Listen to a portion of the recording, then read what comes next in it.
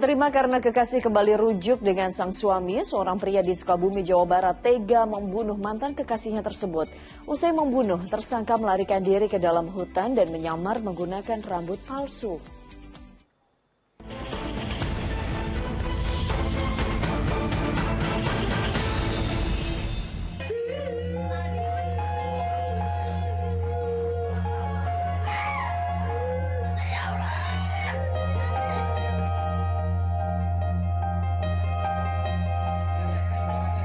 Malam yang seharusnya menjadi malam bahagia karena rujuknya sepasang suami istri menjadi malam duka satu keluarga di desa Kampung Babakan Sirna, Cibadak, Sukabumi, Jawa Barat.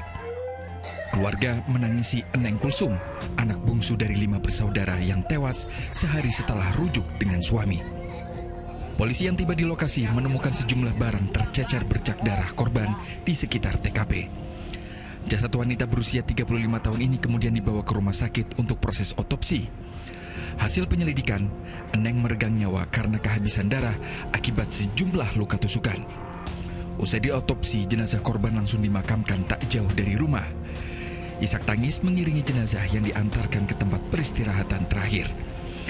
Kepada suami korban bercerita sebelum rujuk pernah menjalin asmara dengan seorang pria. Korban kemudian memutuskan hubungan karena selalu mendapat perlakuan kasar. Eneng juga mengatakan mantannya kerap mengancam akan membunuh bila korban tetap rujuk dengan suami. Ke belakangnya, tahulah bahwa Neng sama mantan itu lagi ada permasalahan sama itunya. Nah, kedua, Neng pernah cerita sama saya bahwa dia pernah mau dicekek sama dia. Mau diancam. Dari keterangan inilah polisi melengkapi alat bukti untuk menangkap tersangka pembunuhan. 3 hari diburu polisi, pelaku pembunuhan akhirnya berhasil diringkus. Tersangka bernama Rai Randani alias Aden diketahui bersembunyi di kawasan hutan Gunung Walat. Untuk mengecoh polisi, Aden menyamarkan diri menggunakan rambut palsu. Ia harus merasakan timah panas di bagian kaki karena mencoba kabur saat akan ditangkap. Kepada polisi, Aden mengaku cemburu mengetahui Eneng kembali rujuk dengan mantan suaminya.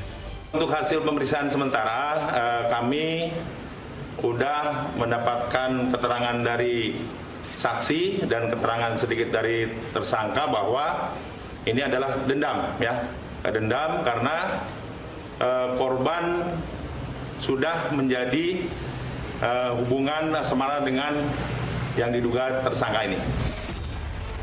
Peristiwa bermula saat Aden mengetahui Eneng akan rujuk dengan suami. Dalam kondisi mabuk, Aden menyambangi rumah Eneng dan mengancam bila kekasihnya kembali pada sang suami akan terjadi petaka. Keesokan harinya Eneng dan Aden bertemu di sebuah gang. Korban yang meminta hubungannya diakhiri dibalas Aden dengan tusukan senjata tajam. Usai menusuk, Aden kemudian mencoba kabur sementara Eneng berteriak minta tolong hingga menarik perhatian warga mengejar Aden. Namun Aden lolos dari kejaran warga. Kini Aden harus menanggung perbuatannya. Dendamnya harus dibayar dengan jeratan pasal 340 tentang pembunuhan berencana dengan ancaman penjara seumur hidup. Tim Liputan melaporkan.